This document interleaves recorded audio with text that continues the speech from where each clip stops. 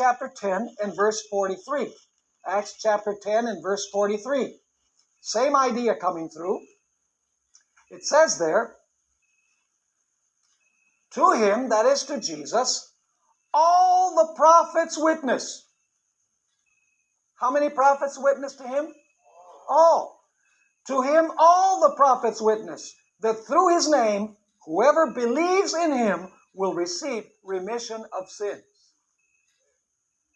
And sometimes I ask people, I say, did Jesus forgive people's sins at the cross? You know, when you ask that at a non-Adventist church, the answer is a thunderous yes.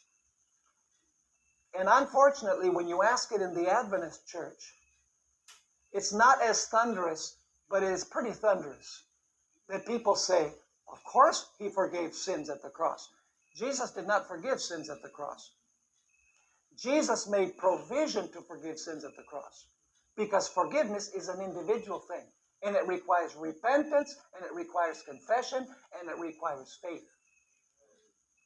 It is when you claim the benefits of what Jesus did with his life and his death, that he takes his life and his death and places them to your account, and he looks upon you as if you had never sinned. That's unique to Seventh-day Adventist theology. The other churches say, oh, everything's a cross. Jesus forgave people at the cross, you know. Everything took place at the cross. Well, what has Jesus been doing the last 2,000 years then? In heaven. Interceding. Well, but if everything was taken care of at the cross and sins were forgiven there, why does he need to intercede? There's an individual work that has to take place. The individual work is you claiming what Jesus did. Last I knew, there's a verse in the Bible that says, if we confess our sins, he is faithful and just to forgive our sins and cleanse us from all unrighteousness. So forgiveness comes when we confess our sins. And we confess them because we're repentant. And we trust in Jesus.